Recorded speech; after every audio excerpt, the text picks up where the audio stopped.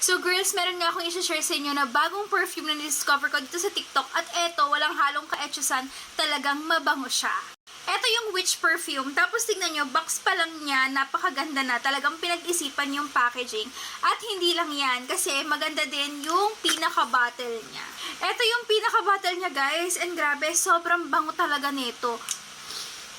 As in, ang sarap amoy-amoyin at talagang head turner etong perfume na to. Kung ikaw yung tipo ng hindi ka masyadong mahilig dun sa mga super sweet, super pang girly na perfume, bagay na bagay to sa'yo. Eto kasing perfume na to, amoy siyang pang boss lady, ganun-ganun yung amoy niya. Yung tipong mai-intimidate sila sa'yo kapag naamoy ka nila.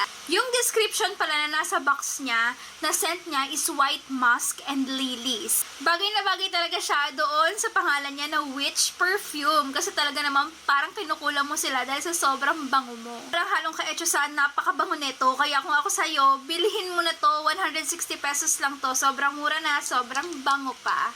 So yun lang for today. Bye!